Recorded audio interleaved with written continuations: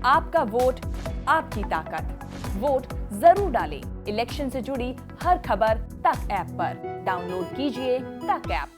उत्तराखंड में चुनाव प्रचार का आज आखिरी दिन है, लिहाजा प्रदेश में प्रधानमंत्री नरेंद्र मोदी, प्रियंका गांधी समेत भारतीय जनता पार्टी और कांग्रेस दोनों पार्टियों के स्टार प्रचारकों का दिन भर जमावड़ा लगा रहा।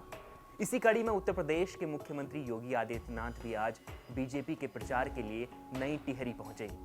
उन्होंने जनसभा को संबोधित करते हुए कहा कि जब हम यूपी में अपराधियों पर कार्रवाई करेंगे और उत्तराखंड में बीजेपी की सरकार नहीं होगी तो ये सारे अपराधी यहां शरण लेकर तबाही मचाएंगे। सुनिए अजय सिंह बिष्ट यानी योगी आदित्यनाथ ने आज और क्या कहा। सब इस बारे में जान रहे हैं कि मैं आप सबसे अपील करने से आया हूं, क्योंकि उत्तराखंड एक तो मेरी जन्मभूमि है,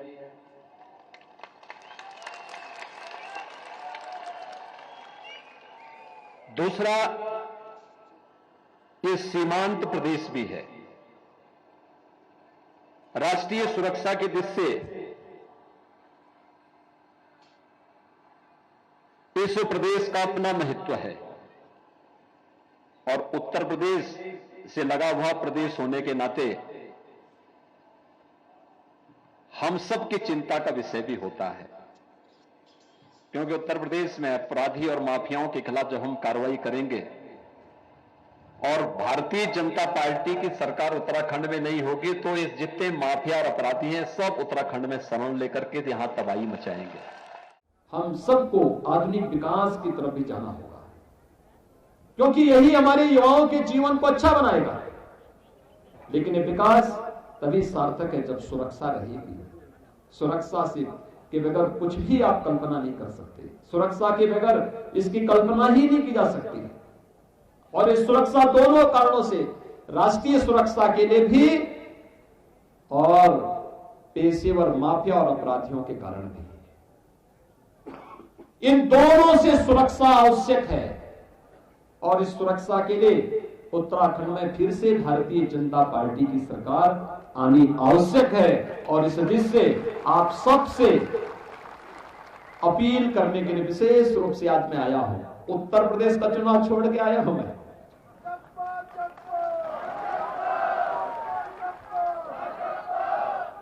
किशोर उपाध्याय जी आज हमारे प्रत्याशी के रूप में टिहरी से लड़ रहे हैं। मैंने इनको 15 वर्ष पहले कहा था, मैंने कहा भाई ये कहां पड़े हुए हैं।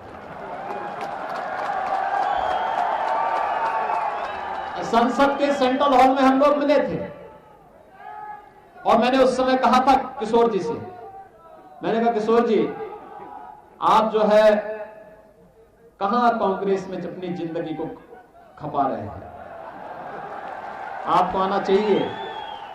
आपकी भावनाओं के अनुरूप कार्य तो भाजपा में होता है, मंच तो भाजपा देगी, भारतीय जनता पार्टी कार्य कर रही है।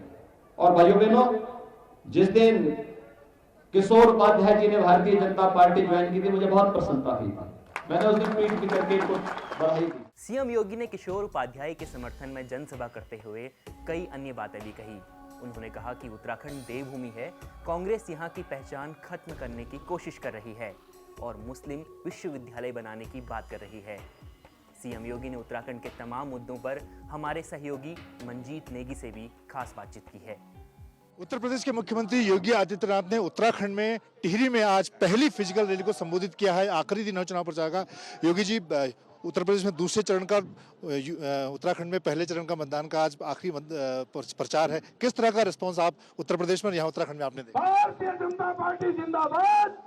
देखिए, उत्तर प्रदेश में प्रथम चरण का मतदान उत्तर प्रदेश में पूरा हो चुका है और मैं इस बात को मानता हूं कि पहले चरण में आप लोगों ने इस बात को देखा होगा कि भारतीय जनता पार्टी 2017 की पुनरावृत्ति वहां पर कर रही है।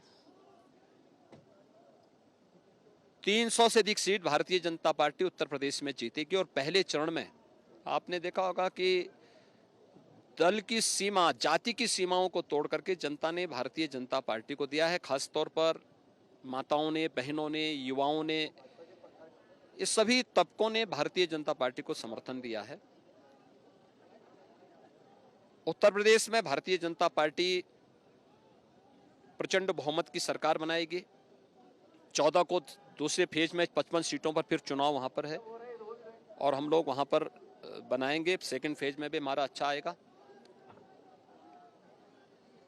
उत्तराखंड में आज मैं पहली सभा में यहाँ पर आया हूँ और डबल इंजन की सरकार, और उत्तराखंड के लिए तो ट्रिपल इंजन हो जाएगा, क्योंकि उत्तर प्रदेश, उत्तराखंड और दिल्ली तीनों मिलकर के काम करेंगे प्रधानमंत्री मोदी जी के नेतृत्व में। तो इसका कई गुना लाभ उत्तराखंड को प्राप्त होगा। आज जो उत्साह यहाँ पर है, उस उत्साह के लिए मैं विश्वास के साथ कह सकता हूँ कि उत्तराखंड में भी भारतीय जनता पार्टी की प्रचंड बहुमत की सरकार बनेगी और राष्ट्रीय सुरक्षा के लिए भी, यहाँ के विकास के लिए भी उत्तराखंड में भारतीय जनता पार्टी की सरकार अवश्य बनेगी, ये मेरा विश्वास है। योगी जी, जो पहले चरण का मतदान रहा है उत्तर प्रदेश में, जिस तरह का वोट परसेंटेज दिख रहा है 60% के, आपको लगता है कि वो वोट बीजेपी के लिए पड़ा है? देखिए, वोट परसेंटेज वही है जो 2017 का है और उसी वोट परसेंटेज के साथ हम लोग जो है वहाँ पर आज भी काम कर रहे हैं। अच्छा रुझान है और ये मान के चलिए कि भारतीय जनता पार्टी वहाँ पे प्रचंड बहुमत की सरकार बनाएगी। एक साल उत्तराखंड को लेकर यहाँ पर अब चुनाव आज खत्म हो रहा है, लेकिन आते आते बात मुस्लिम यूनिवर्सिटी और यहाँ पर कांग्रेस को लेकर जो बीजेपी सवाल उठा रही है कि वो जुमे की नमाज की हरीश रावत ने छुट्टी दी थी, आपने भी इस मुद्दे को यहाँ पर उठाया। देखिए, उत्तराखंड देवभूमि है। देवभूमि में हम किसी के साथ जाति, मत, मजहब के आधार पर भेदभाव नहीं करते हैं, लेकिन किसी दल को यहाँ की पहचान को समाप्त करने का कोई अधिकार नहीं होना चाहिए। कांग्रेस यहाँ की पहचान को समाप्त करने की कुत्सित चेष्टा कर रही है। उनका मैनिफेस्टो इसका उदाहरण है, उनके नेताओं के बयान इस बात के उदाहरण है। ये देवभूमि के रूप में ही रखना चाहिए और इसमें मुझे लगता है कि यहाँ की आस्था का सम्मान होना चाहिए। एक आखिरी सवाल महाराज जी, उत्तर प्रदेश में आपको लगता है कि आपकी जो चुनौती है वो, कांग्रेस को आपने सीधे कहा कि दो भाई बहन कोशिश कर रहे हैं उत्तर प्रदेश में, लेकिन वो तो चुनौती किससे आपकी, समाजवादी पार्टी? देखिए, उत्तर प्रदेश में बीजेपी के लिए कोई चुनौती नहीं है, लेकिन मैंने केवल इस बात को लिए कहा है कि कांग्रेस में, मैंने किशोर उपाध्याय जी को तो आज से 15 वर्ष पहले कहा था, मैंने कहा बीजेपी में आपको आना चाहिए। बीजेपी आपकी विचारधारा को, जिसको लेकर के आप काम कर रहे हैं, जिस विजन को लेकर काम कर रहे हैं, जो मिशन आपका है, उसको लेकर के बीजेपी आपका सपोर्ट कर सकती है। और मैंने तब भी कहा था, मैंने कहा देखिए, कांग्रेस को समाप्त करने के लिए किसी और की आवश्यकता है ही नहीं। दो भाई बहन पर्याप्त हैं कांग्रेस को समाप्त करने के लिए। और मैं उसी बात को कहता हूं, पंजाब बचा था, पंजाब भी उनका चला गया है, बाकी और जगह भी एक एक करके कांग्रेस जा रही है, इसलिए वजूद ही नहीं उनका कोई। एक साल जनरल विपिन रावत को लेकर प्रधानमंत्री ने भी उनको कल याद किया अपनी रैली में, आपने भी उनको याद किया, 2018 में उनको साथ आप यहाँ पर थे। प्रधानमंत्री ने कहा कि जो कांग्रेस है वो सैनिकों का अपमान करती है, यहाँ सैन्य नाम बीजेपी बनाने की बात करती है। जनरल विपिन रावत को लेकर जो उन्होंने कहा था, उसको लेकर आप क्या कहना चाहिए? देखिए, जनरल विपिन रावत हमारे गौरव थे और इसीलिए उत्तर प्रदेश सरकार ने मैनपुरी के अपने सैनिक स्कूल का नाम जनरल विपिन रावत के नाम पर किया है। और जनरल विपिन रावत उत्तराखंड के विकास के साथ साथ देश की सुरक्षा के लिए उन्होंने जो कार्य किए थे वह अत्यंत ही प्रेरणादायी थे, महत्वपूर्ण थे, हमें उन पर गौरव की अनुभूति है। बहुत धन्यवाद महाराज।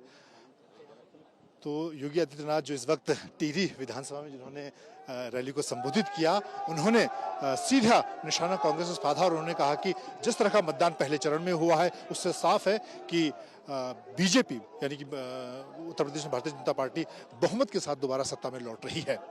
कैमरामैन अनिल जायसवाल के साथ मजीत नेगी, टिहरी। तो आपने उत्तर प्रदेश के मुख्यमंत्री योगी आदित्यनाथ को सुना।